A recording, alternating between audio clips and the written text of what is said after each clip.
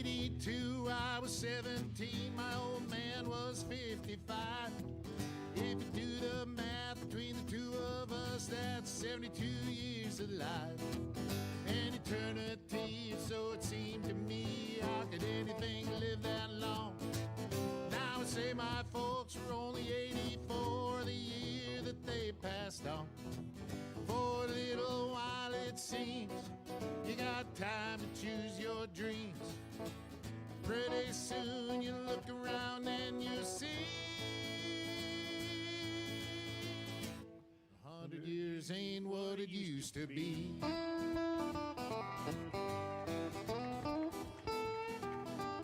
And my grandpa Roy, when he was a boy in 1904, he was taught by men who fought in the actual Civil War.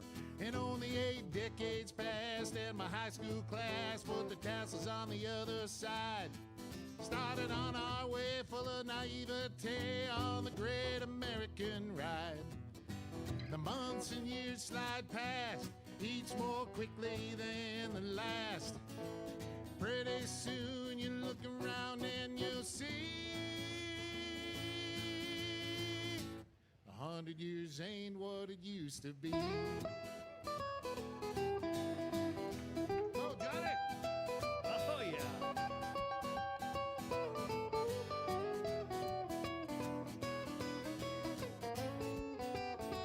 Oh, yeah, Johnny, hey!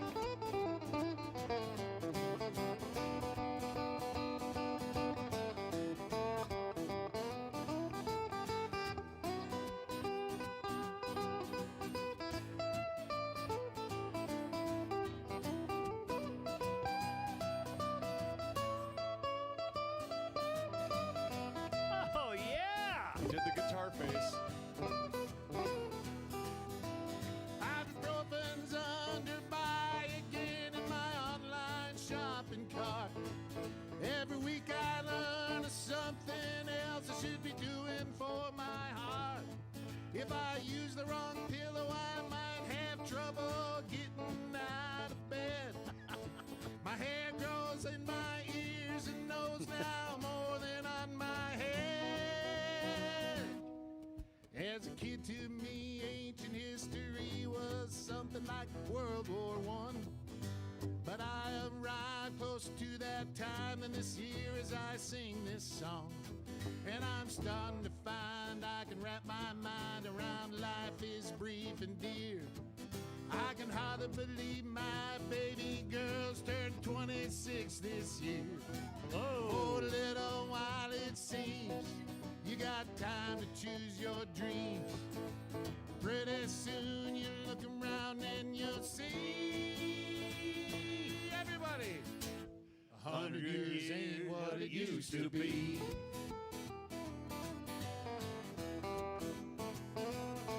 Before you know it, you're 63, making plans for Medicare A and B. You look around yourself and you see 100 years ain't what it used to be.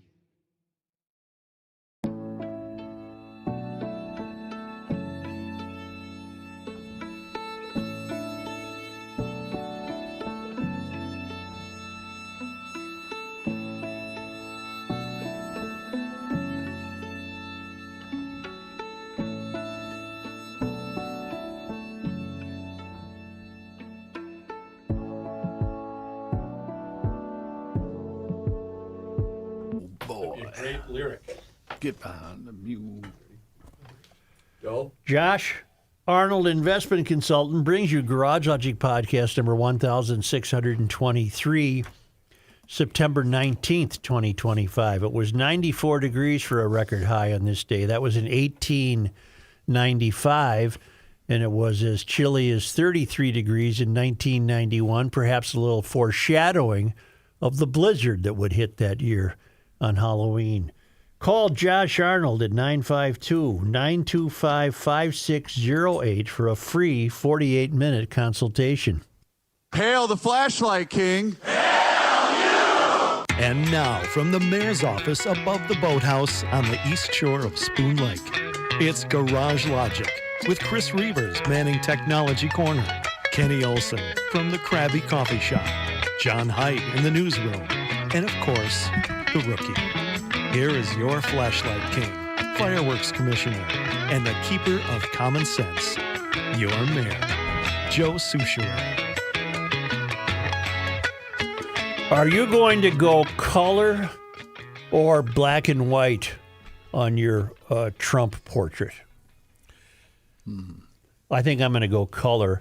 If you did not know this, Yeah, you got to go black and white, sir. That's too much orange. well, it was It's too much released orange. today. It was released today by the White House Communications Office that Americans will be required to display a photograph of Trump in their living rooms.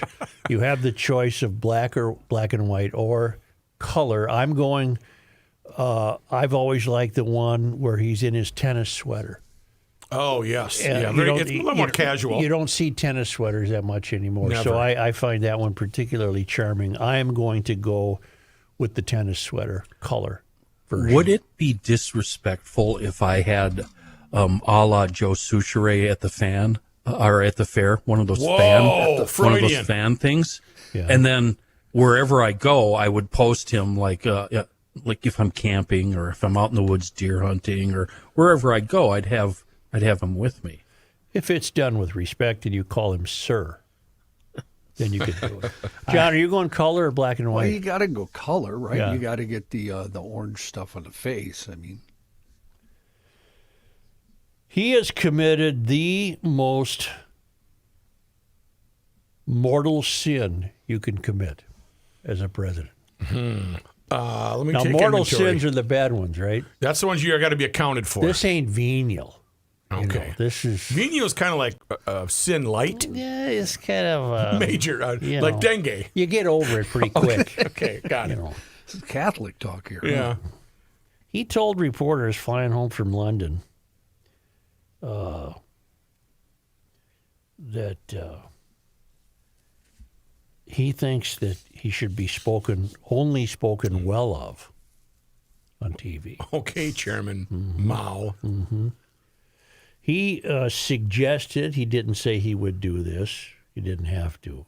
He suggested networks should lose their broadcast license if they criticize him. Hey, you grotesquerie. This isn't North Korea. Right. Are you kidding me? What would move him to say that and truly believe that? I have told you 1,000 times. Something happened to him in the forest at the age of 6 or 7. The forest? Well, the Yeah, woods behind his well, house. No, was there that- is something wrong that stunted his growth. Something is wrong. He made the suggestion while answering questions aboard Air Force One, as well as once again stating he won all 7 swing states. He said 97% of the TV networks are against me, but I won. Well, then what are you complaining? You won. You need to win with grace. He said, I read someplace that the networks were 97% against me, 97% negative, and yet I won easily. Won all 7 swing states. I won everything.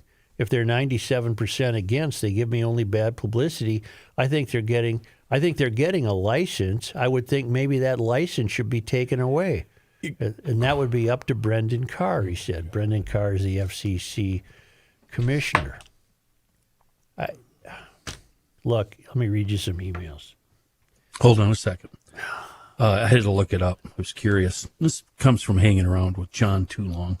A sin is considered to be mortal when its quality is such that it leads to a separation of that person from God's saving grace. That's what this is.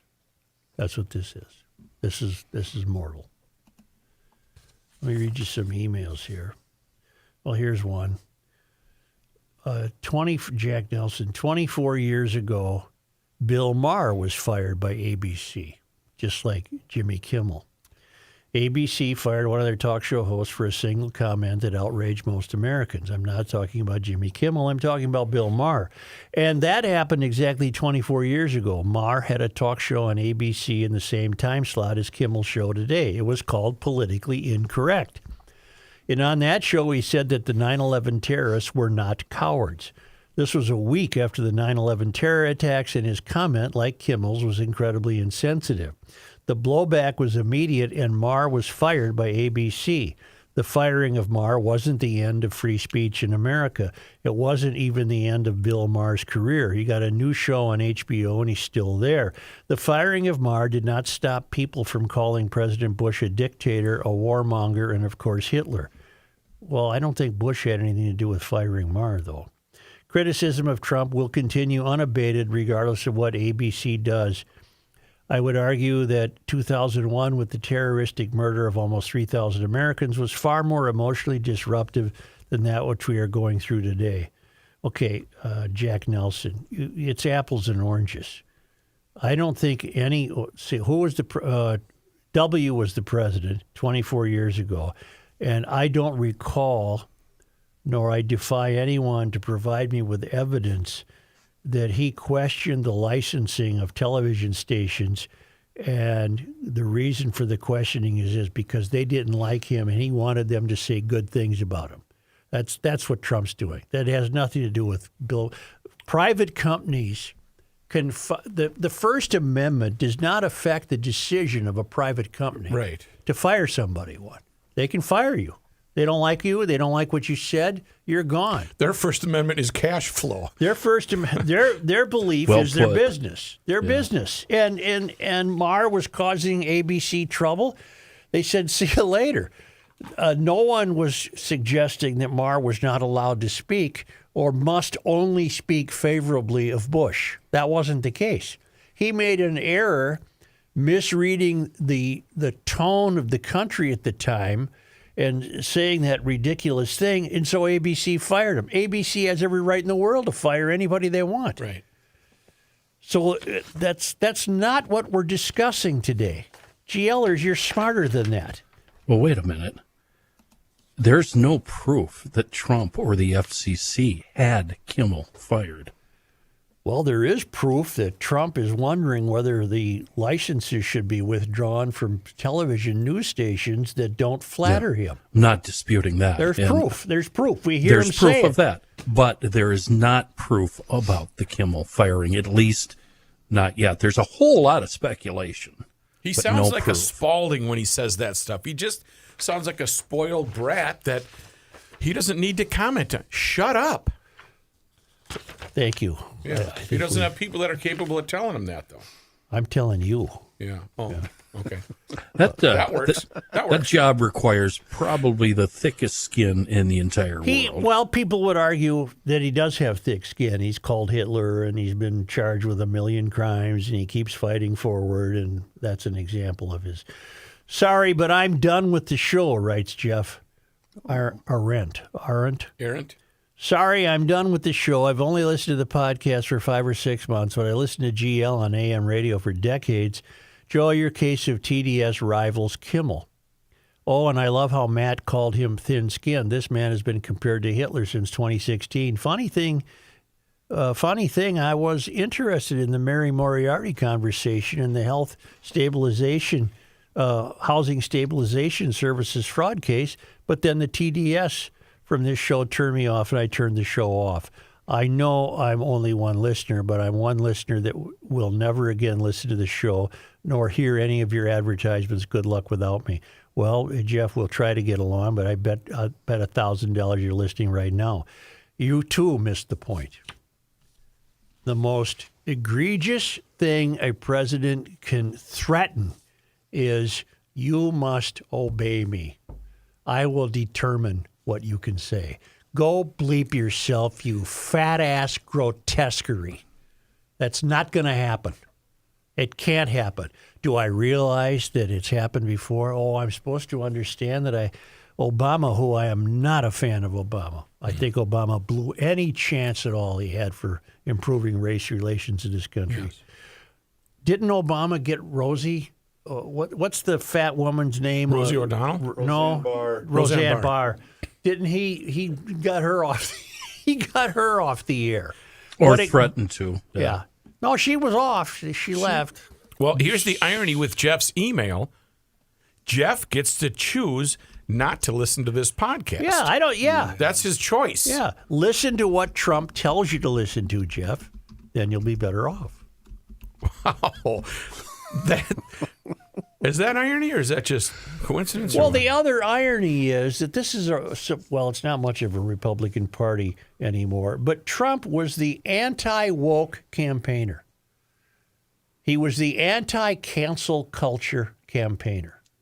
What's he doing now? He's canceling or wishes to. Just for the sake of getting everything right, Roseanne We're Barr, going to have about 3 listeners Jump by in the Monday. deep end, Johnny. Come on in. Roseanne Barr was on the air until 2018. Donald Trump was president then. And then she made a comment that some people took as racist, writing that Valerie Jarrett, an African-American reporter for ABC, had a baby that looked like it came from the Planet of the Apes. Oh, what a And that led dummy. ABC to fire her. She apologized, but it was too late. What network? How do you say something network? like that by accident? ABC. ABC. Again, every right in the world to fire her. Well, for sure. You're going to cost me money, you moron. You're gone. Private companies can do whatever they want with their employers. Well, there are guidelines, but you could be fired for cause in Roseanne Barr's case. I don't know about Kimmel. Johnny, I'm glad you brought that up, because while that series has continued, I always wondered why she wasn't, invited back. But now that I remember that she said that, there's no way. I don't want to talk about Roseanne Barr. Roseanne Barr is a non-factor. Got it. Non-factor. But have you watched the interview Trump gave flying back? He stands in the doorway of the plane, and he's, to his credit, he's always accessible. Maybe too accessible. Well, he just loves to be accessible, and he is. And he's lecturing these people about, they're not saying nice things about me. Well, so what? Well, he can't. That's not the way he operates. So that's why I'm going with the tennis sweater photo. I'm going to be compelled to have, laid back. because I think it suggests a calmer and a younger Trump. Plus, you think he goes to the Air Force One press corps and they say, we don't have any questions. He's like, no, ask me a question. Ask me. We don't have it. No, come on. I'm Ask open. me anything. Ask me anything. What do you want to know? Because I know everything. Yes. I wonder where your domestic associate wants to hang this photo. Yeah, is that above the fireplace, or are we going in the garage? Or? Well, it's going to be Kitchen? it'll be a national law. So whether you have TDS or not, you have to display the photo. You're going to be told what room it can and go in. It'll be. We'd like to see your picture, please. Yeah, I'm going to put mine above the fireplace. Okay. Yeah. That way it won't be missed when they come to check. Got it. Right. Got it.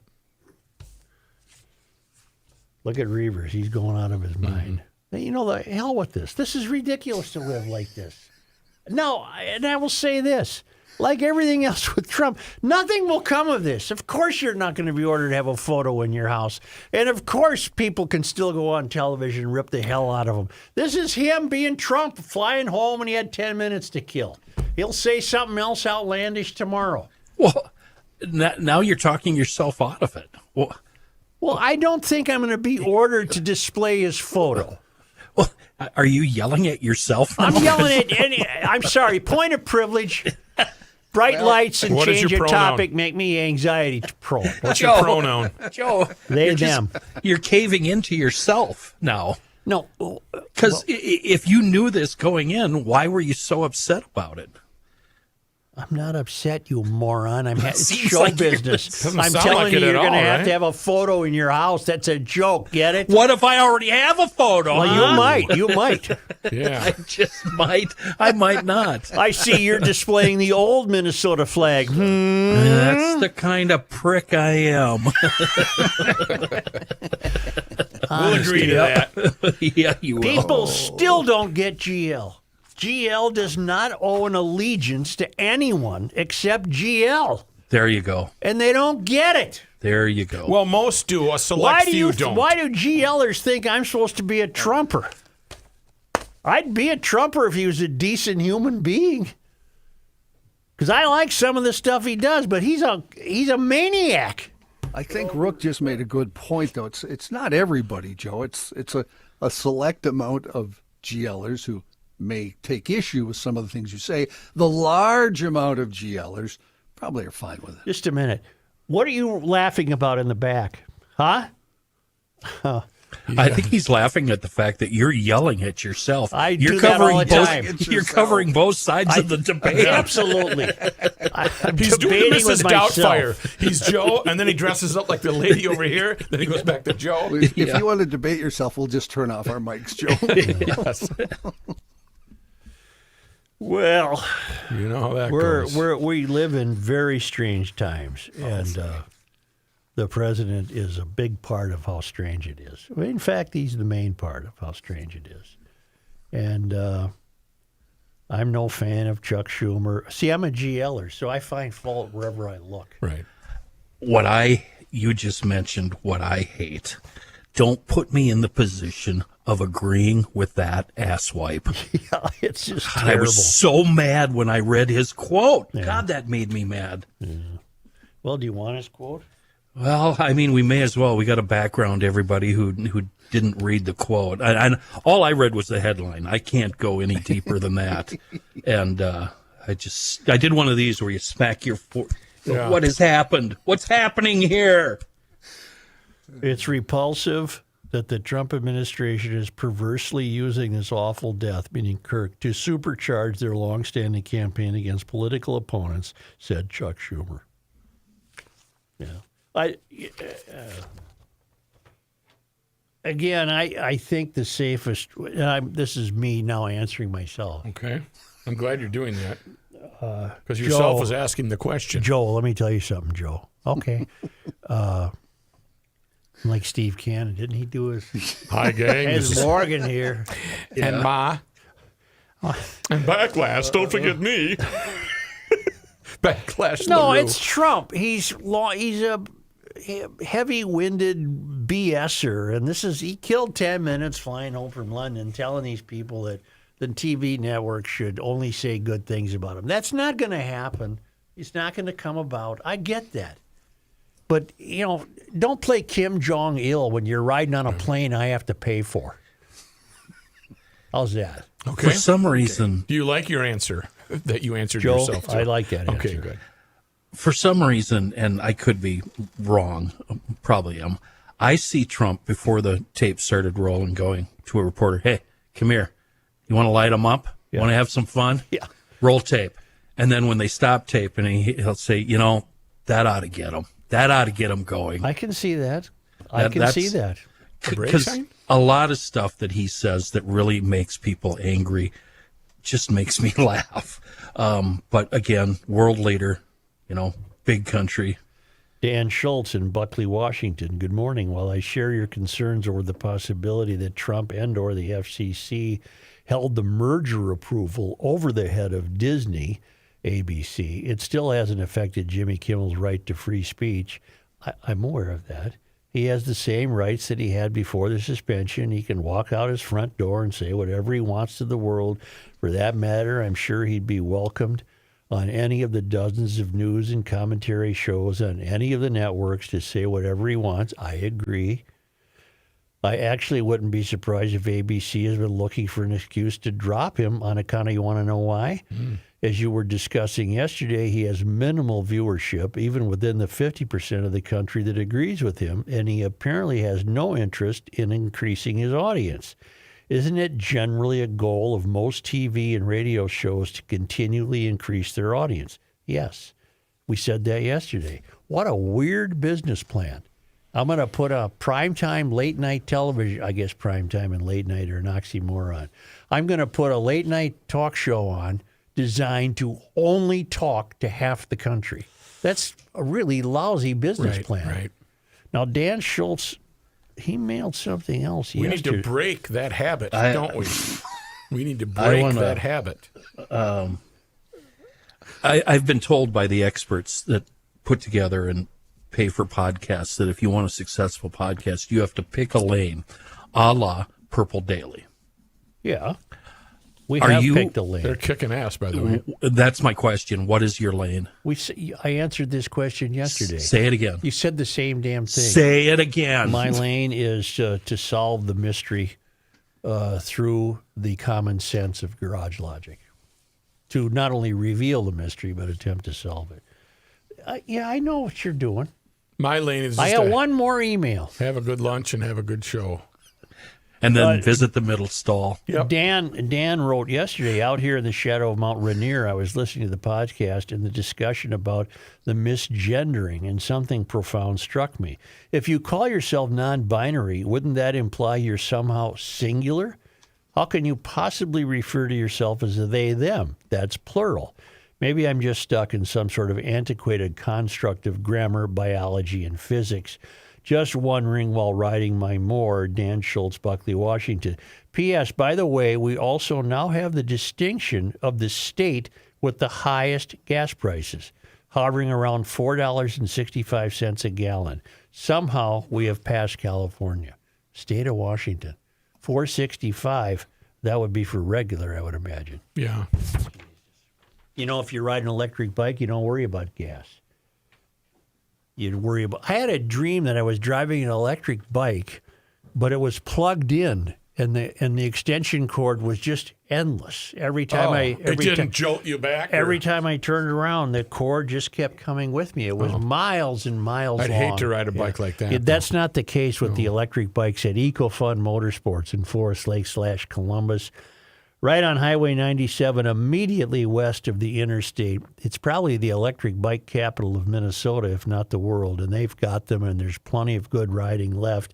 They also have great motorcycles, scooters, youth recreational gas-powered equipment. Those little 4x4s that would be cool for a little kid, and there's means where the parents can adjust the speed and tell the kid, of course, who's smarter than the parent will figure that out. But it's a wonderful, wonderful toy store, and helmets, apparel, great service department. Also an EcoFun Motorsports in Burnsville on the Service Road of Life near County Road 42. You will really enjoy your visit to EcoFun Motorsports. Highway 97 immediately west of 35 in Forest Lake, and down in Burnsville on the Service Road of Life near County Road 42, and a great website, ecofunmotorsports.com.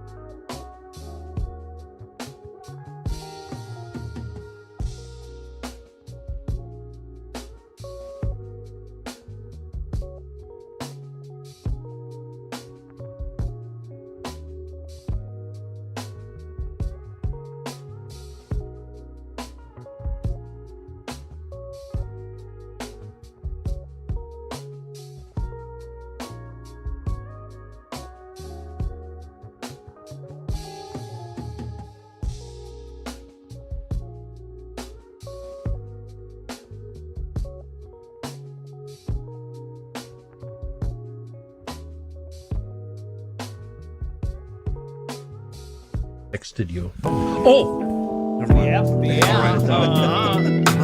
it. Tell me It's later. the end of the world as we know it, and he feels fine. Joe Souchere. can I do a little aside before I launch into my plea about gator hooks? Talking to a GLer earlier today, and he said gator hooks, this is an analogy, gator hooks reminds him of Gorilla Tape and Gorilla Glue. It came out and everybody was like, oh, okay, that's interesting. And then they tried it and then they went, oh my word, it's so much better. And that's the same thing with GatorMagnetics.com. If you're tired of a cluttered garage, sheds that are messy, tools you can never find, you need gator hooks. Now, if you like everything in its place and like to keep things tidy, you really need gator hooks. Well, Say here, goodbye. can I tell you something? Yeah. Tell me, please. Two things. Yeah. You could use it in the house. You can use them. You can move it around so you're tired of the way your storage looks. Bing, bang, boom, change it. Every time I put a nail in the wall or a peg or something to hang something up, it's never in the right spot. I have to pull it out. And then I got a hole.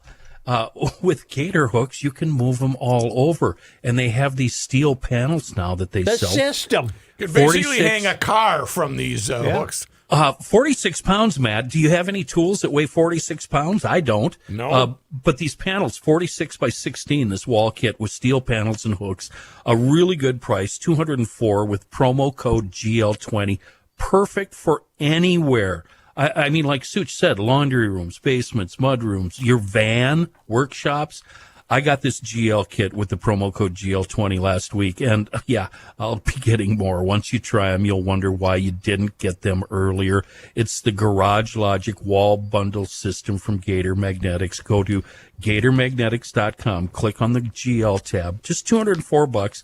Make sure you enter that promo code GL20 at checkout. It will change your life. GatorMagnetics.com. Let's test out Gabe here.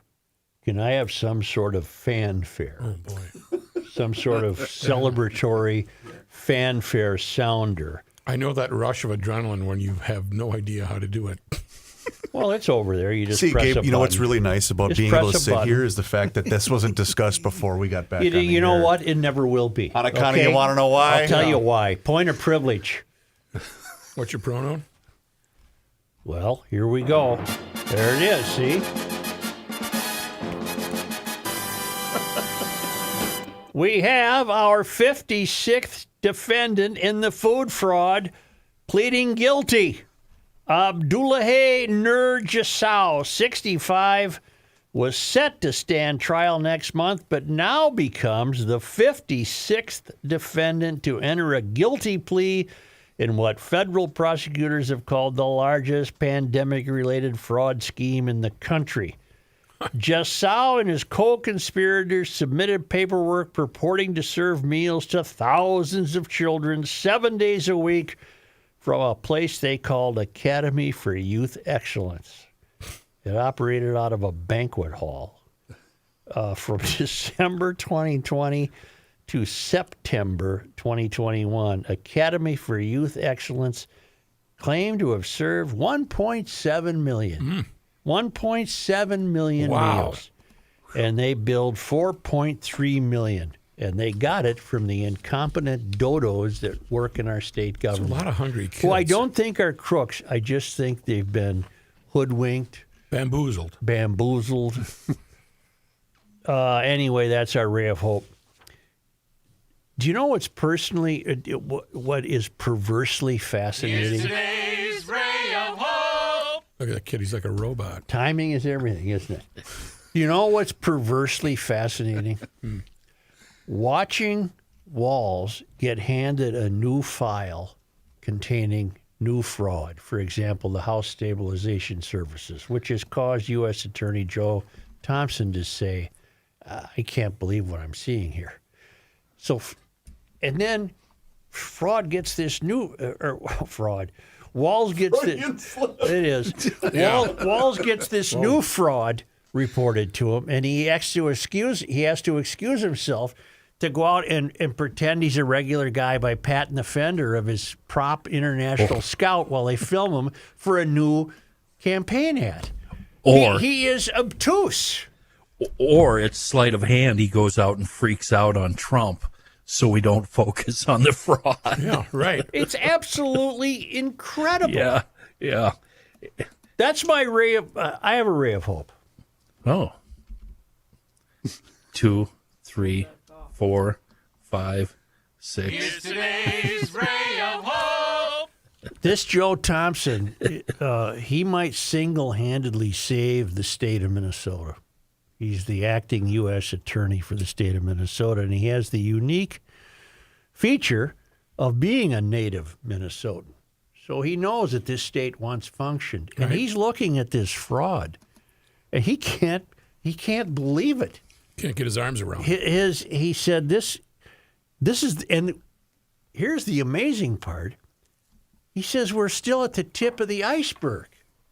So my question, which I've been warming to, I'm still not ready to say our leaders are crooks. I think they've been bamboozled, pickpocketed, frisked, left in a frenzy, don't know what they're doing. They're all incompetent. And the agency heads that Trump, another Freudian slip, that Walz appoints, they've left when things get too fraudy. They just leave. It smells fraudy around here. Yeah, this place is fraudy. They just leave. Where was I going? I don't know. As you know. collect your thoughts, though, I am sent a text that 3 hours ago on his Facebook page, Governor Tim Walz said Minnesota just earned a AAA bond rating. That's basically an 850 credit score for the state, thanks to responsible budgeting and strong fiscal management. Well, there is no strong fiscal management. It's a He's distraction. a liar. It's a distraction. He's a complete fabricator. Yeah. And, I know where I was going. I was warming the idea that possibly there is malfeasance among the highest officials in the state. I'm still not ready to go there. But I have every confidence, and this is the ray of hope, that nothing will stop Thompson from going there if he has to. If that's what he finds out, you're going to hear about it. Jumpin' Joe is exactly what we need. He doesn't answer to anyone in Minnesota state government. That's what this state needs. And, Tim, you can run out there and lovingly caress your prop scout and pretend you're a regular guy as often as you want. That ain't going to stop Thompson from getting to the bottom of this. And I can't wait. I just can't wait because he will. This housing stabilization services, Channel 5's been doing a good job. All the news stations have been dragged reluctantly into it. I don't think Channel 5 was dragged reluctantly. I think they were ahead of the curve with 4 and 11 and others. They've been dragged into it, but they're on it now. There is incredible footage of a row of office doors at the Griggs Midway Center right over here on University. Yep. And they have names on the office doors like Butterfly Happiness, LLC, we're going to fix your couch and all this BS. $100 million has been stolen from health stabilization. And he's just starting on health stabilization. He's coming off, he's got food fraud going as his main event. Health stabilization has just been dumped in his lap. It's $100 million stolen. And as I said yesterday, they treat it with no more regret or embarrassment than forgetting to bring the mustard to a picnic. It just doesn't seem to. None of them even have the good sense to be nervous. Yeah. Which makes you wonder why this Eric Grumdahl apparently got fired. He was the assistant commissioner in DHS who had under his purview health stabilization services. To my knowledge, he is the first Walz employee during the long tenure of Walz fraud to actually suffer a consequence. Heather Mueller got to leave. Jody Harpstead got to leave. Just keep shuffling the pieces around on the chessboard. Right. This guy, what the hell did he do? He got canned. I want to know what he did to get canned. Well, now, but that conveniently excused him from appearing before the fraud committee the very next day. Something's rotten in Denmark. Yeah. Investigators come through the front door. He's exiting through the back door. He's already in his Prius, tearing, as fast as a Prius can go. He filled up his bug-out box just minutes What the hell did before. this poor Grumdahl do? Well, I wouldn't say poor. Well, I know, but he's really got to be thinking, everybody else got to just wait till the wind filled their sails and they split. And I got fired. Isn't there I don't know, maybe a Public Information Act something? Shouldn't we know why? Aren't we allowed to know why? No, in fact, they say the personnel laws prevent them from telling us. Yeah, and the acting DHS commissioner said wouldn't say if he was fired or quit, so we don't even, That's Shireen Gandhi, Correct, and she's yes. made herself reasonably well available for cameras and interviews and has said absolutely not 5 words of substance Yeah. since Jody Harvstead left in February. You know what? That says a lot. Mm-hmm. She has said, yes, I forgot the mustard, and we have plans in place to not forget the mustard as we go forward. That's so. Yeah. That's about all you're getting from her. She used to be head of the budgeting and financial side of DHS. You'd think she'd know more than. Yeah. Well, She does. Back to Walls. It's perverse to watch him. He seems confident that people don't give a bleep about this. Now, unfortunately, many don't. But this is, according to Thompson, he said, I prosecute a lot of this stuff. He said, I've never seen anything like this. This is the flood. It's a flood. Do you predict for the debates or for the campaign that this might come up and then in the first debate and then it goes away? No, I don't think this will ever go away until we're going to get to the bottom of it. And I have renewed hope and enthusiasm with Thompson in place that we're going to get to the bottom of it. Matthew, the one mistake you're making is you're making the mistake that Walls will even debate. Okay, good point. Like he didn't last time. He did it once, and we never heard from him again. Why does he get this Come pass? on the show, Walsey. Come on. He'll say yes. All he has to do to get votes from the sycophants is keep railing against the president. Yeah, he's running against Trump. Yeah. Again. As is Omar Fateh. That's because they don't have any ideas. They have nothing to offer. What could Walls possibly offer the citizens of this state after 2 failed terms? What could he possibly say? But he's got his answer. He can rail against Trump, and he can rail against like the fool he was ripping Musk when his state retirement funds are heavily invested in Tesla. He's a moron. He might just run on, I'm just going to keep doing, everything's level. Everything is on autopilot right now. I don't have to do anything with Minnesota.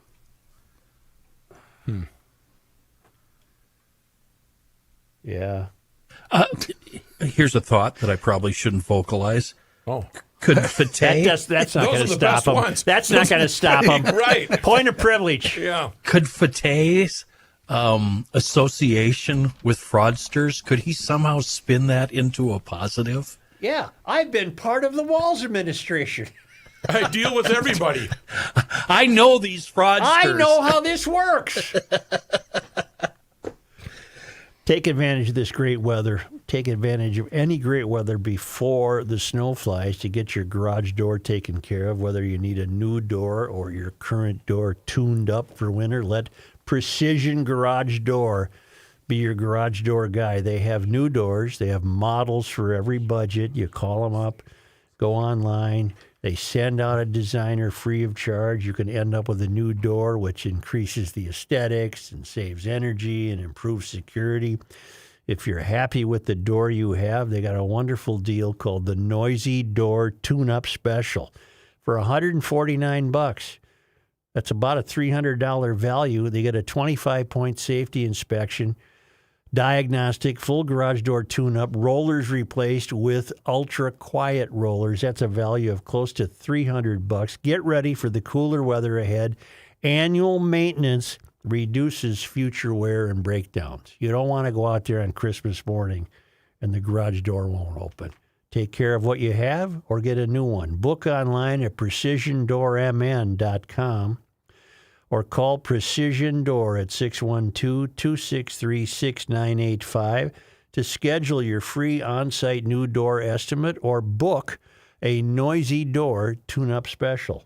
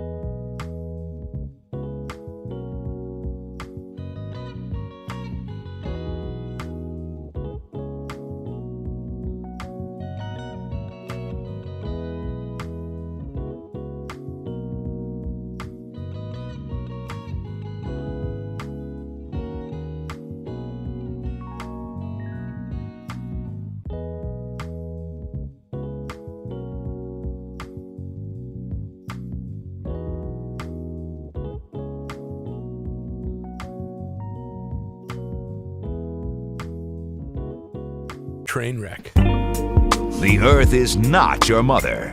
The Joe Souchere Show. Awaken180weightloss.com. I was actually just asked about this down in the lunchroom today. And you know what? I'm already down like 7.5 pounds. It's been fantastic. Nice.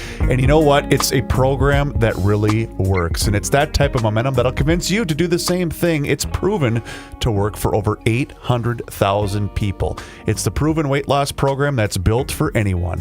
There's no medications. There's absolutely no workouts required. There's also no fasting.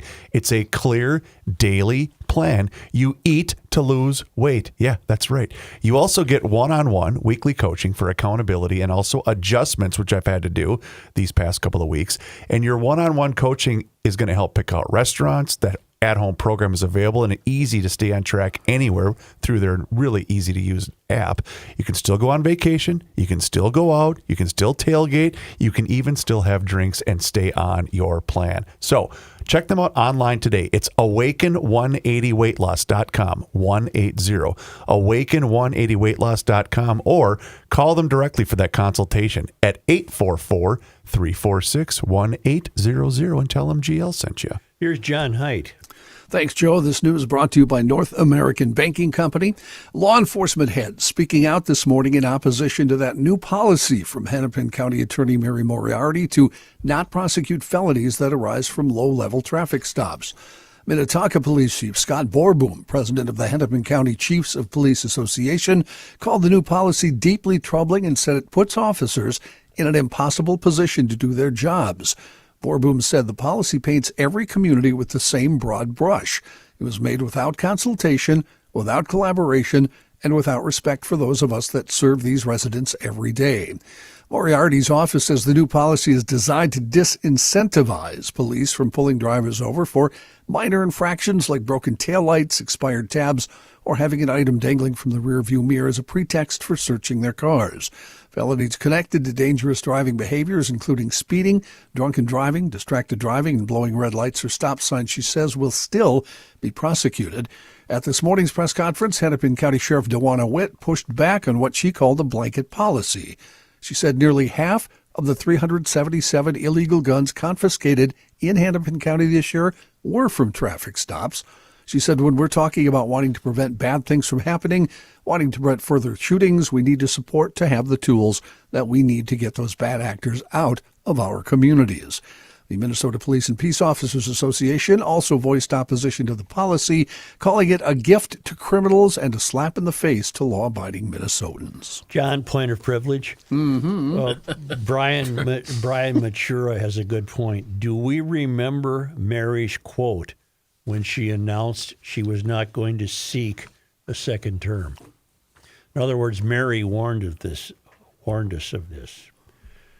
In a statement, Moriarty said that rather than running for re-election next year, she is instead choosing to focus on creating enduring change in the system over the remaining 17 months of her term.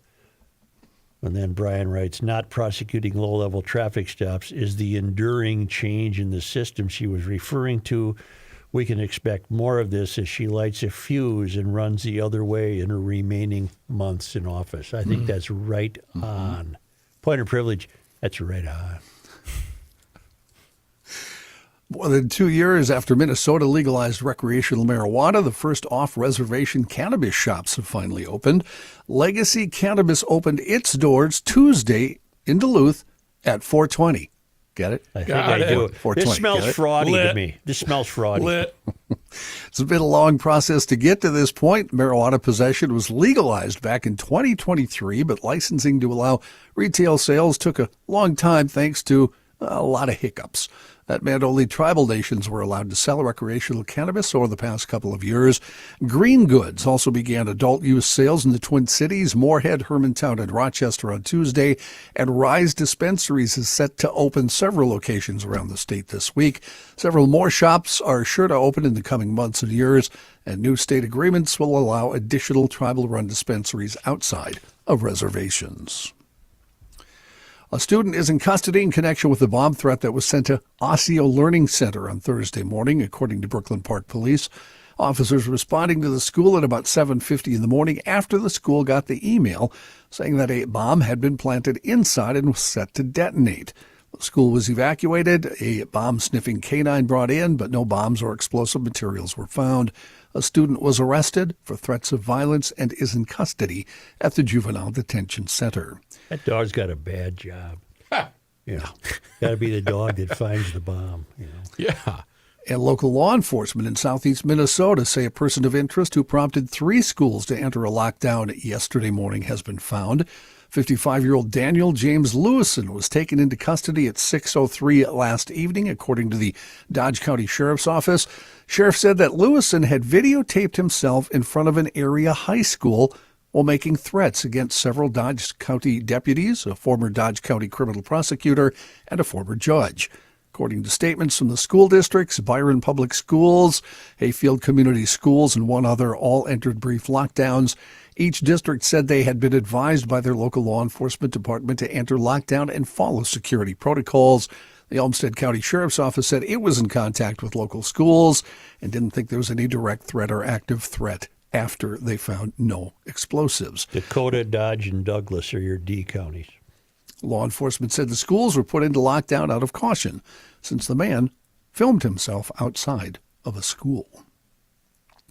And following a statement in May, we talked about this when it happened, I think, announcing it would be taking a step back. Love Your Melon is back, with its ownership now back in the hands of one of its original founders. In a press release, it was announced that Zachary Quinn, one of the original creators of Love Your Melon, had reacquired ownership from Wynn Brands Group. Quinn said, "It's personal, and it always has been. We started this company at our college and apartment with a simple idea to give a hat to every child battling cancer. That mission still drives everything we do. Now, with my family by my side, we're bringing LYM back to its roots and building towards something even bigger. With ownership back in Quinn's hands, the brand will be known as LYM, following its relaunch later this fall. Quinn promises that the Buy One, Give One program, which provides a beanie to a child battling cancer, will return, featuring both classic and new products. The first drop of new products begins next Monday at 10 o'clock our time. Why don't we take a quick break here and hear from our friend, Mr. Olson. No, John, let's hear from GLer Doug, who sent an email I received this morning regarding Seafoam. Doug says, can't say enough about Bugs Be Gone, because on account of, you want to know why? I recently had to go to Mandan, that's in the upper Dakotas, for work. On the way back, I encountered swarms of bugs that I have never experienced before. The next morning, after many attempts to clean up a stinking, crusted mess, I went into town, got me some Bugs Be Gone, went home, sprayed down the truck. The results were amazing. Everything you promised. I also converted to Deep Creep, which I use constantly at work. I found a great use for it. I recently picked up a Japanese rifle made in 1934, an antique. Cool. I thought I did a good job of cleaning the bolt, but I thought, what the heck, and disassembled the bolt again and sprayed it down. The next morning, he was amazed at what he removed after being sprayed down. Deep Creep now on the payroll for that, and reloading presses that always get gummed up. Keep up the good work, and that you and everybody else does, keeping us sane and informed in Warsaw, Minnesota. Which Chris Reaver says is a real city, a real town. Didn't know that. On a channel.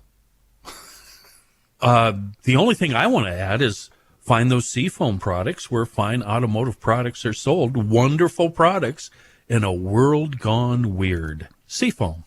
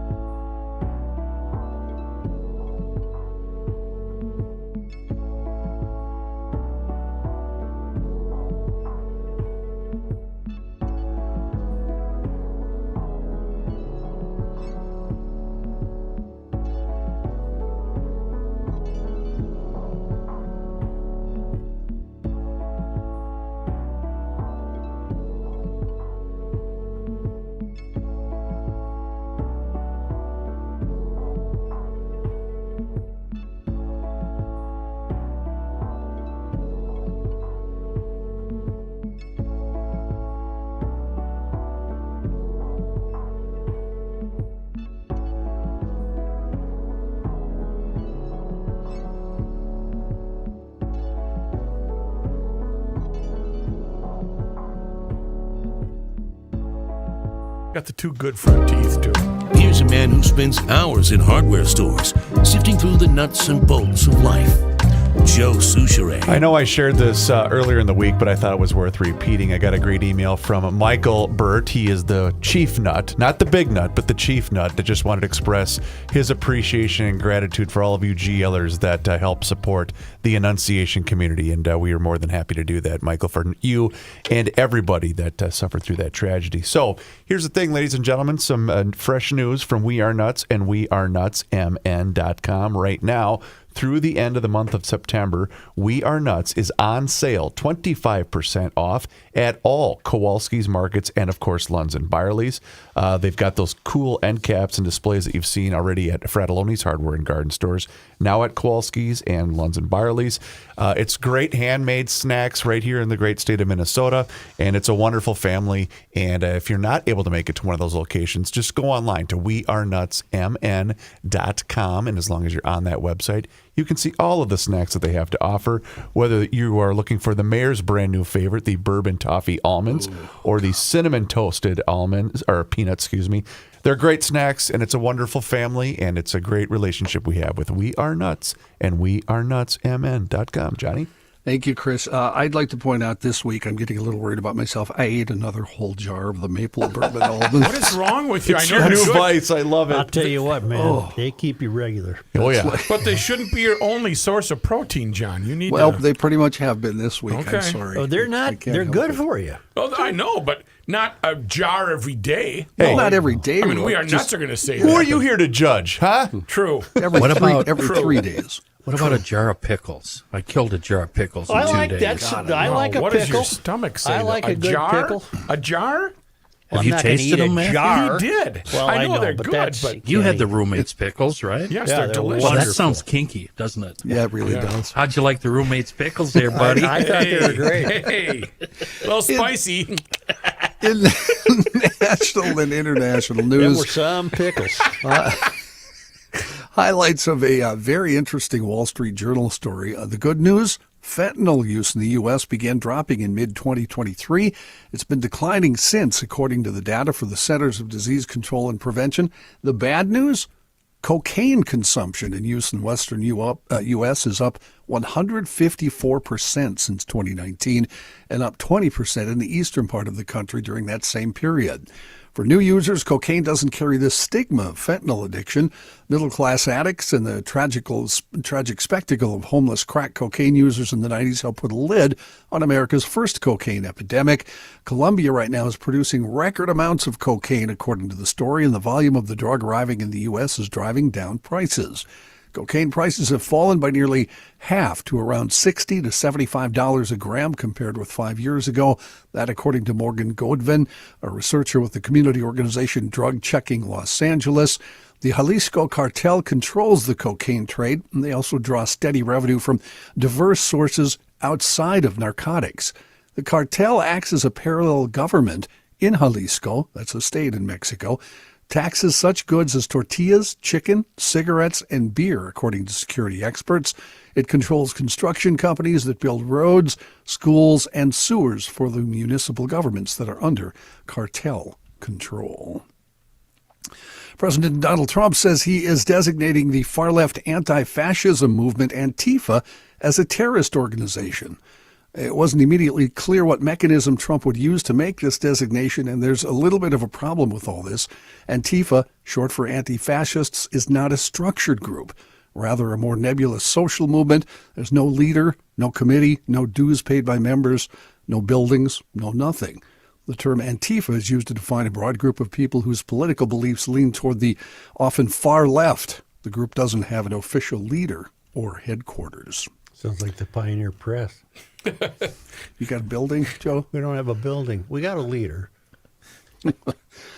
In poll news, the president has told Fox News' Martha McCallum that the network needs to hire a new pollster when he was asked about his recent poor You didn't polling. like the last poll, John? That's correct. Oh, I see.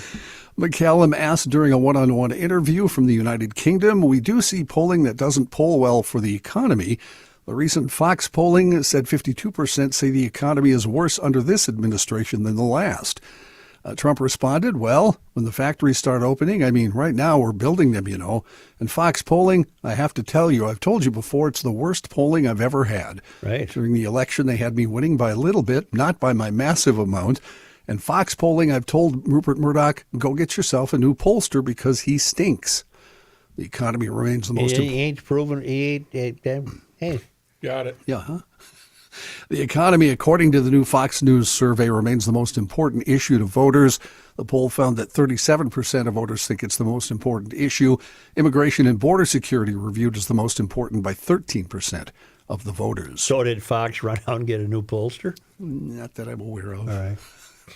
Meanwhile, a new NORC Center for Public Affairs AP poll says that Republicans' outlook on the direction of the country has soured dramatically since its last poll.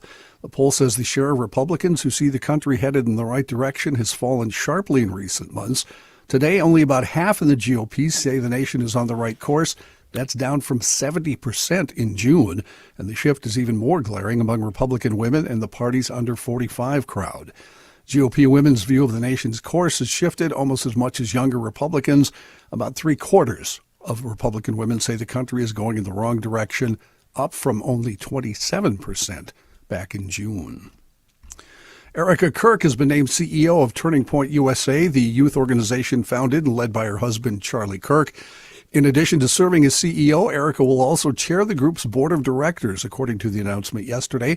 The board said Charlie Kirk had expressed that he did want his wife to take over in the event of his death.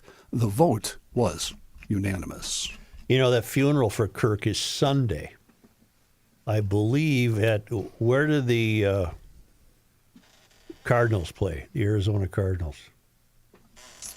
I don't know the name of the stadium. Well, it's a big stadium. Yeah, it's a big stadium. Yep. State Farm? In Glendale. In Glendale. Well, that's where it's going to be. And that's going to be quite a security operation for all concerned. Yeah, they already have on you, if you Google that, security, all sorts of different measures being taken to make sure there's no shenanigans. Access to COVID-19 shots, a big question as Health Secretary Robert F. Kennedy Jr.'s new vaccine advisors meet again today after putting off a controversial vote on a different vaccine for newborns. People in many states already are reporting frustration as they try to determine or prove if they qualify for updated COVID-19 vaccines. The Food and Drug Administration recently put new restrictions on this year's shots from Pfizer, Moderna, and Novavax, reserving them for people over 65 or younger ones who are deemed at higher risk. Now advisors to the Centers for Disease Control and Prevention have to take the next step, recommending who should seek them, a move that influences insurance coverage and how pharmacists in certain states can administer them. The panel is taking up COVID-19 vaccinations today again as the virus remains a public health threat. CDC data released in June shows the virus resulted in 32,000 to 50,000 U.S. deaths last year and more than 250,000 hospitalizations last fall and winter. Meanwhile, in a surprise move this morning, the panel of vaccine advisors to the government backed off from a proposed change to the vaccine schedule that would have scrapped the current recommendation that all children receive the hepatitis B shot at birth. It also reversed a vote it took yesterday on coverage of a shot known as the MMRV, measles, mumps, rubella, and chickenpox. Yesterday, the panel said the Vaccines for Children program could cover the combined shot if parents want it. Today, they voted that it shouldn't. Say, John, I'm sorry. I said Kirk's funeral is Sunday. Is that a fact? That's an NFL day. Maybe it's Saturday. I don't know. I know it's this weekend. Doors open at 8 for the 11 o'clock program. I'm trying to see there. Cowboy. Go to the top. Super Bowl level security. Go to the top. Doesn't say, does it? Doesn't say what the date? date. Interesting. Go look at another source. I will. Update. We'll remember this woman, Marilyn I'm Haggerty. sorry to interrupt, John. Yeah, that's it. Sunday. It is going to be Sunday. That's surprising. Maybe the Cardinals are on the road. Well, obviously. It is at State Farm It Stadium ain't going in to be held Glendale. during halftime. Jeez. Hey, Gabe, could I get the time and temp? Yeah. Marilyn Haggerty. Marilyn Haggerty. What Remember about Marilyn? I don't.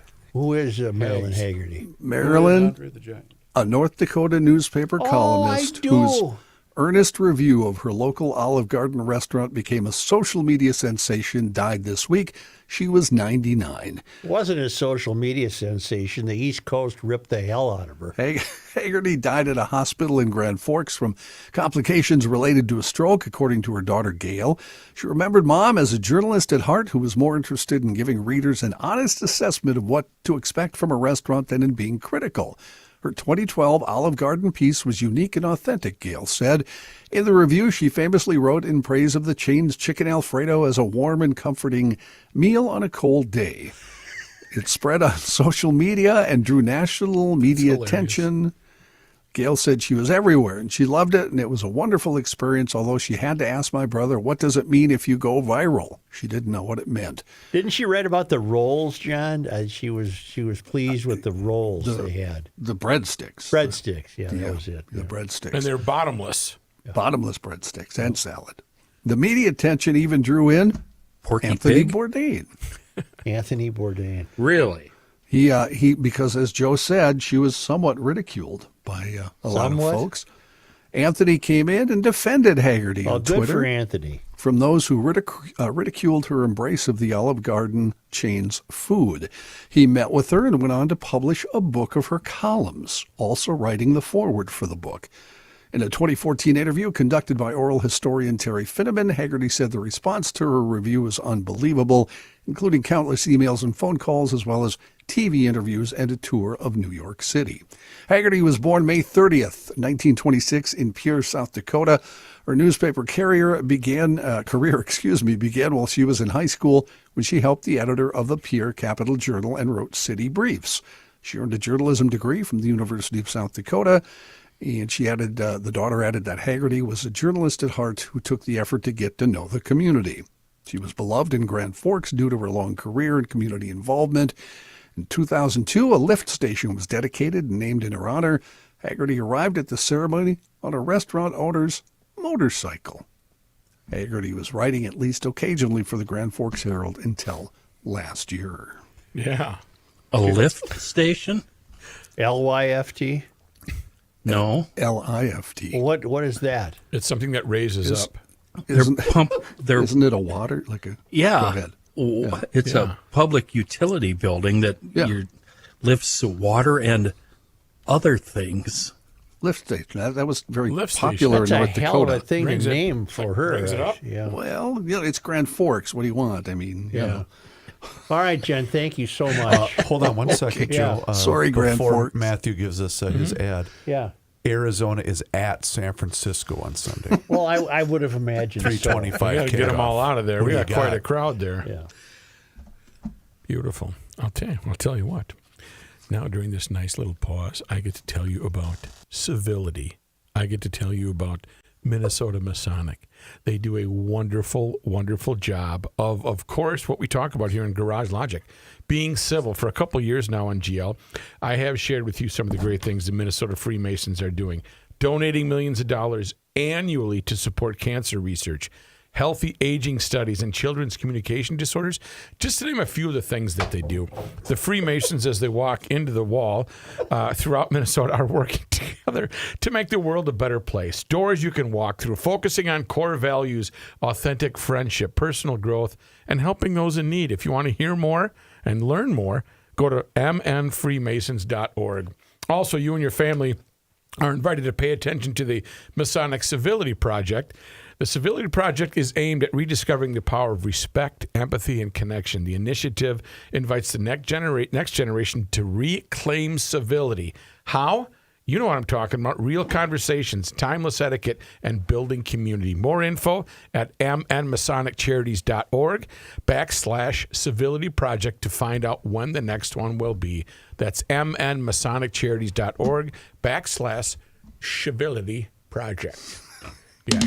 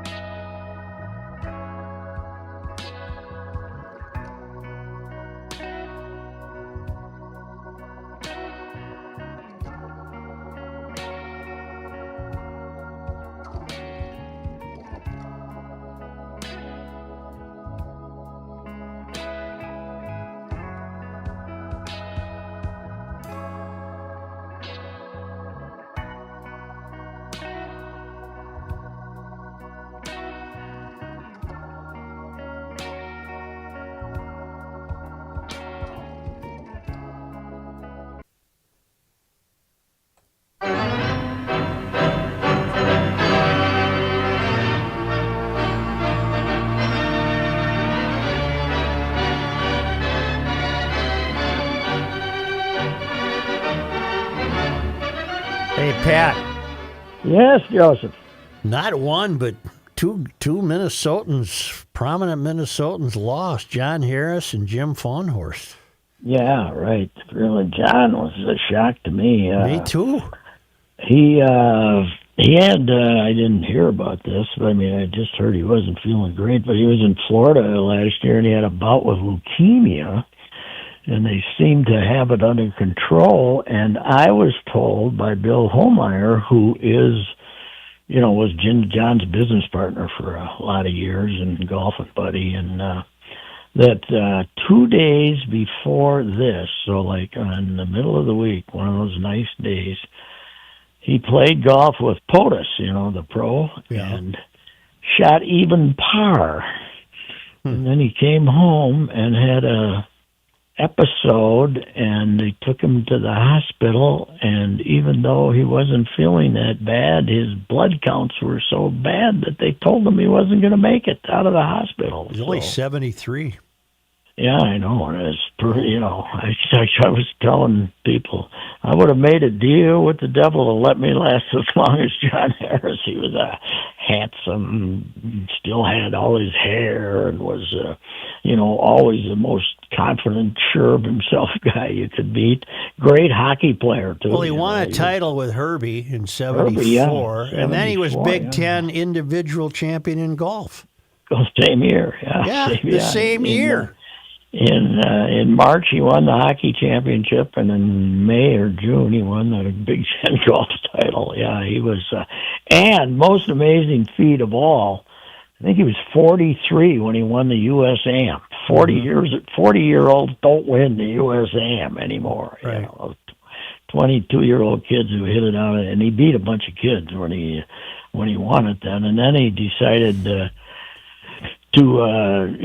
go out on the seniors, and he actually won one event there on the seniors. He wasn't, that was not making a great livelihood for him, but he did enjoy the competition and still played. And, Edina Country Club member, and they called him the Reverend because he was right about everything, so, but a really good guy, and I hadn't seen him in a couple of years, and man, I didn't know that this was even a possibility. So I hadn't heard that he was not feeling that he had a issue like this, and I was shocked. There are two Faunhorst, right? Keith and Jim? Keith and Jim, and they both died at age 66. Keith was 6 or 7 years older, and Keith died in 2018 of I don't know what he died from, but playing football probably. And then Jim died at I saw that he had some kind, I don't know what the thing was, but he died at 66. St. Cloud Tech guys, and they managed to hook up and be on one of those 49ers championship teams together. And Faunhorst, Jim, as a linebacker, won three NFC titles, and they were both Gophers, and Harris was a Gopher. The athletes in Minnesota just used to automatically become Gophers. They were really good, but not so much anymore. But yeah, it was a shocker. Last night I was at. They had a party for Jim Marshall that is with the Vikings, and they had maybe 300 people there at and was they had a little programming, not a long one, but most of the old Vikes showed up, and man alive, it's you get old quick when you played football your whole career, man. There's some fellas that are moving around not looking too good, to say the least. So no, I'm surprised kids still play it, to tell you the truth. But they're more popular than it's ever been. But it's they don't let them go up and hammer them with the forearm and all that stuff anymore. But it doesn't make any difference because these athletes, because they're playing the game 20% faster than they did 20 years ago. I mean, they're just. The athletes are just so ungodly good and hit so hard, and legal, they can legally hit harder than the boys could illegally hit 20 years ago. So Are you going to any high school games? I tonight am going to go. I got the 80th birthday party for the Fulda class of whatever year that was on Saturday night. So What do you tonight, mean? What do you mean the 80th? It's not they been that long. decided to have their last ever reunion by when everybody was turning 80 the year. So okay. they're not. So they figured because if they wait 3 more years, That's it then. There isn't anybody. another 20% will be dead. So they figured while they still had a few remnants, they'd try to do that. So What percentage of your class is still among us, Pat? Is it half? Oh, I don't think half. Maybe half if they're lucky. So where is this function? It's at a winery outside. Are you ready for this? Round Lake, Minnesota. Oh boy! Yeah, those sophisticated classmates of yours love to go to wineries. Yeah, I know. What is that? I don't know. But they found this place. And apparently, there's a bunch of these little wineries outstate Minnesota. I was going to say, Pat, I bet what it is, in all honesty, is probably a nice wedding venue. Seriously, because there's a couple of them that are out my way. I bet that's what it is. I am very upset by this trend of having weddings in nice places. Weddings are supposed to be in Legion clubs with a polka band, with everybody drunk. That's supposed to be a wedding, not this dignified stuff. How about a nice wedding after a carp fry or whatever the heck it was when you went to a dance? No, they had a dance. They didn't have a wedding after the carp. They had a dance. Oh, my God. A carp fry? See you later. Oh, that was a big deal. It was Fisher-Rama, for God's sake. Smoked carp. Fisher-Rama. Yeah. And then upstairs was a dance. The bullhead sandwich. No, bullheads are clean, tasty fish compared to carp. For God's sake. I ain't eating at no place called Rama. Right. The pranks, the fatal pranks we pulled on carp when I was a kid, I would not like to have repeated. So I can't repeat this, but we were not kind. But you smoked the hell out of them. They weren't bad. Oh, they were great. Yeah. Plus, you could say these places that kind of work with when the people can't get their bowels moving like they should. Yes, they'll make it regular. They should just have smoked carp. Here you go. Take a couple of these. Eat some carp. You'll be fine. You'll be. Yeah, nobody will be wanting me with 100 miles a year if you take this stuff. But the concept of eating carp, smoked, cooked, fried, whatever, carp eat. I don't want to. They're bottom feeders. I don't want to eat that fish because of what it's eaten its whole life. Yeah, well, unbelievable. Well, you got the hot series with the tribe in here today. Anyway, you asked me if I was going to. Anyway, you were asking me if I was going to go to a game. I'm going to go watch the Wabasso Rabbits, who have switched from 11-man to 9-man. Finally, this little tiny town. They're playing at New Ulm tonight. And when are you leaving? About 3. Oh, okay. New Ulm. Very casual. I'm writing. I'm trying to finish a column on this Pitlick kid, Tyler Pitlick. It's hard to keep your Pitlick straight. You got too damn many of them, So. Just make sure it's done by 5, okay? Oh God, well, no. When we have a 5 o'clock drop dead, that means it's going to be about 2 o'clock in the afternoon.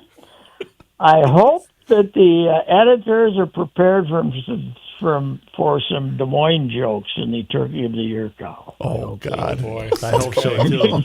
Yeah. Aren't they? Well, that's a giveaway. I know one thing. The meeting's going to take place in Des Moines. I know that for the final. So meeting. for a Thanksgiving Day publication, you'll have to get that in by what, November 1st? Well, that's right. Oh, God, yes. Has the banquet ever been held outside of Minnesota? No, it won't, but that's the turkey. That's the joke, boys. That's the joke. He just came up to it. To the Grand Turkey Dinner Banquet at some place in Des Moines. We'll find a Legion Hall, where they're having a bad wedding. With a carp fry. Yeah. That'll be it. Yeah, they have no sense of humor over there anymore. There's a fighting chance it'll get pulled, but what do I care? So, anyway. It's just tradition. It's only tradition. I'll talk to you Monday. See ya. All right, Goodbye. very good. Thank you. Oh, that's right. We got to do this thing here. And then it's scramble time, bruh. What thing? Yeah. Where?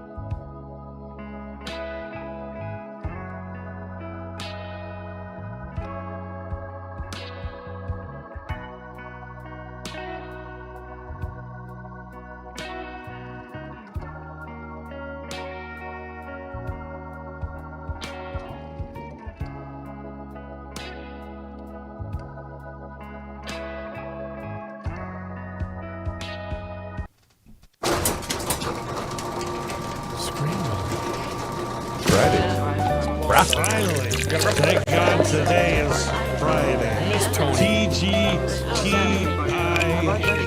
Friday.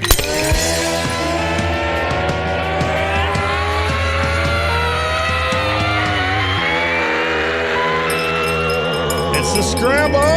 You darn right it is. And I got a text yesterday from our buddy Larry with Harmony Spirits. He said, "Hey, Reeves, I just wanted you to make mention to thank all of the GLers that have stopped into the tasting room this past weekend. It's really cool to have the GLers stopping by to say hi and have interest in our products. GLers, way to go for stopping in at the tasting room and saying hi to the crew." And that's the thing. It's handcrafted spirits made right here in our own backyard. It's our buddies at Harmony Spirits. It's going to be another nice weekend. Might be a great time to, whatever, hop on the bike, get in the car, do whatever. I don't care. Just stop by and say hi to the crew. Here's their cocktail menu that's going on right now, by the way, at Harmony Spirits. And you can find it on their Facebook page. It's Harmony Spirits Distillery on Facebook. Rook, blackberry lemonade, still on the cocktail menu. Ooh. The Orange Bliss, which is vodka, orange juice, amaretto, and triple sec. The Caramel Apple, rum, apple cider, and caramel syrup. That sounds pretty good. That would be very popular in my Some home. people say caramel. Isn't it caramel? I think It's caramel. It's caramel. Caramel. Probably both Gotta ways. admit. But it's I think caramel both are apple, correct, but it's caramel. What are you, an aristocrat or something? It's caramel. But it's Carmel, California. That's true.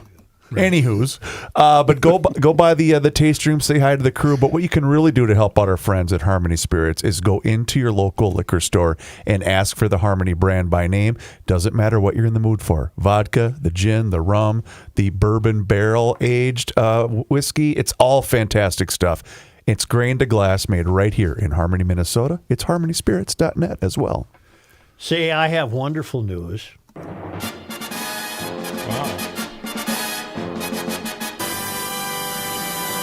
The GLer of the week gets the Masters Maple gift box, right? Yes, sir. And it's, you ready? Do you need it again? Victoria Samuelson of Two Harbors, Minnesota. Okay. So, Victoria, you're Up going to north. get that box of syrup and seasoning from its Masters Maple. That's right. Masters Maples. Clem. Masters Maples. We got Victoria's from Two Hobbits. And Victoria Samuelson is the GLer of the week. And I have her shipping information here. And Don't give that out. I don't have to do that.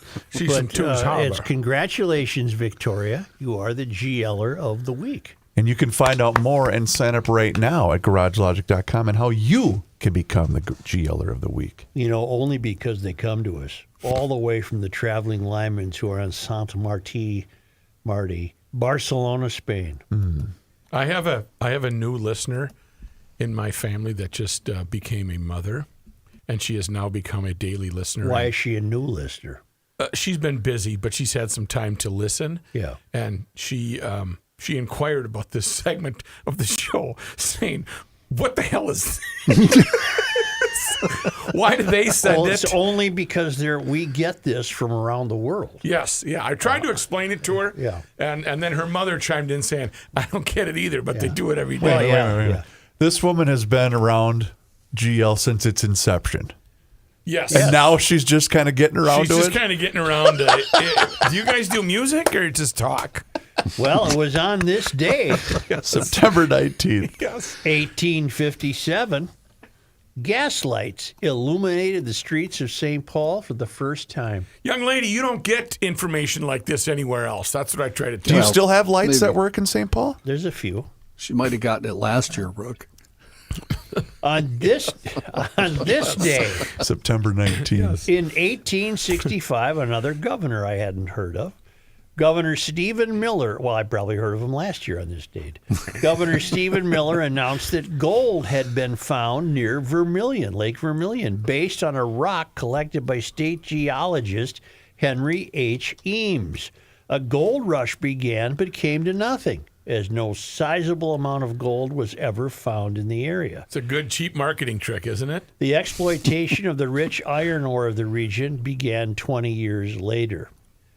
On this day, September 19th. in 1930, Dieudonné Coste and Maurice Belante, Frenchmen, who had made the first east-to-west transatlantic flight, were celebrated at Wold Chamberlain Field in Minneapolis, which is what we now call our airport, Terminal 1 and 2. Yeah. That was Wold Chamberlain back in the old days. On this day, Great brand out of. September 19th. in 1970, what famous television show made its debut? Oh, come to Papa. Yeah. 1970? Yep. The Jeffersons. Nope. Mary Tyler Moore. Mary Tyler Moore. Oh, Minnesota-based. Got it. Fictional television Because it's not this day in I know, New you're York right. history. Yeah, sure. Fictional television character Mary Richards moved to Minneapolis and threw her hat into the air right there on the Nicollet Mall, and the Mary Tyler Moore Show began its run. I think it only lasted about, what, 6, 7 years? something like Maybe. But she was a must-watch back in the day. Was Ted Baxter the weather guy, or was he the main anchor? Newsman. He was the Okay. anchor. Got it. They didn't What have a car weather guy. What car did she drive It looked into like Minneapolis? a very early Mustang. You got that right, Yeah, boy. yeah. Yep. What do you know about Murray? He was on Love Boat. Yeah, Captain Stubing. There was a great episode when Rhonda Fleming came on God. On this day in sports disappointment history. I love that you guessed the Jeffersons and you were serious. I know. I really thought I had it too. I don't think I forgot it was Minnesota history. I did. Jeffersons were probably late 70s. Moving on up, I know. He's a dry cleaner, wasn't he? He was a dry cleaner. Yeah. Didn't he live next to Archie? On this day, September 19. Neighbor. 1926, the Duluth Kellys were reborn as the Eskimos and won their first game 7-0 over the KC Cowboys. I think we're talking primitive professional football. Leather there. helmets? Yes, sir. Oh, yeah. On this day. On September 19. In 1985, Jim McMahon came off the bench and threw 3 touchdowns in the third quarter. For the Vikings? No, for the Bears. Well, that's why it's a disappointment then. Huh? Right. Did the Bears win that game? Yes, because that's the year they won the Super Bowl. Oh, that's right. On this day. In fact, they only lost 1 game all season, remember? They lost to the Dolphins. On this day. September 19th. In 2018, Jimmy Butler requested a trade. That did not end well. He was a dink. Is he still in the league? You say dink? Playing for Golden State. Yeah. He didn't impress me much as a guy. Oh, he's not a guy. He's just not much of a guy. definitely What, not did a he guy. play for 1 season with them? Barely. I mean, he wasn't here that long at all. But when he came here, wasn't he the guy who said, I'm going to give you all my telephone number? Yes, he was. He did that at the Mall of America. Yeah. That's right. Yeah. I don't think that was, I think he was prevaricating. I have a feeling Jimmy might have been doing that for personal reasons. Hey, ladies, why don't you hit this up? Matthew, did you hear what Did the you hear mayor that just word? said? Yeah. I don't know what that word What was means. that word? Prevaricating. F that word. That word is stricken from the... Just means lying. I almost always disagree with Rook on the F this word thing, but I agree with Rook on You this. never heard of prevaricate? Never heard of it. Mr. President, could you use the word prevaricate in a sentence, please? No, because I don't know what the hell it means. Maybe a few odious Prevarication. imbeciles read a book every now and then. I was going to say companionship would be one, a big word. That's why Butler was doing that. No, prevaricate means to lie. To speak or act in an ambiguous or evasive way to conceal the truth or avoid committing oneself. Right. Here's my... That sounds stochastic Why to do you me. know that stupid word? Well, why do you wouldn't know you- that stupid word? Oh, my God, it's a No, common no, word. it's not a common It's word. a common- What is it? It's a Prevaricate? common word. No, I've never heard that before. 4/5 of your staff And disagree. I know a lot of smart people. Who's ever heard of the he's word? he's a typical Hemingway wannabe. That's all. Yeah, who's ever used that word in a sentence of this group of 5? Well, Joe just I did. have. We got one. You are a loser. We got Oh, one. I don't think so. I was prevaricating at the bushes the other day, and saying they were taller than they really were. I love when the dumb mock the intelligence. That always Why brings does joy to my it always heart. have to go like, oh, It's you sound America. like Come this on, now. Kenny. Now that you know what it means, Mr. President, could you use it in a sentence? Prevarication. I would say that when I was in office, people thought they would prevaricate my intelligence. No. Is that used properly? No. They thought it was bigger. They would lie. They thought I was dumber than I really was. Okay. Is that backwards? That's Somewhat. ass backwards. Would you like to ask him his thoughts on the FCC? As long as we have him here. Yeah, what about, what do you think? Should the network shows only say good things about you? They sure as hell didn't do that when I was in office. Thank you. Kind of has that funny laugh. Yeah. Please do us a I'm favor. going to go get some brush. If you haven't done so already, join Mr. President and all of the thousands of GLers that are following us along on our YouTube channel. Yeah, that's right. And on that YouTube channel, you can watch the show each and every single day, starting right around noon.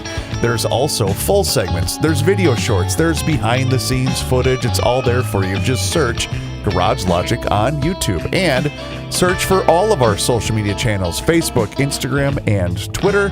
And what else? I have a question. When in that Goodnight Moon book, Yeah. why did they say goodnight to everything? Why did they want to say goodnight to the brush that's outside?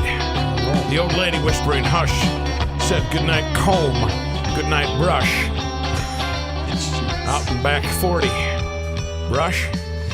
Okay. No? Just One too many? step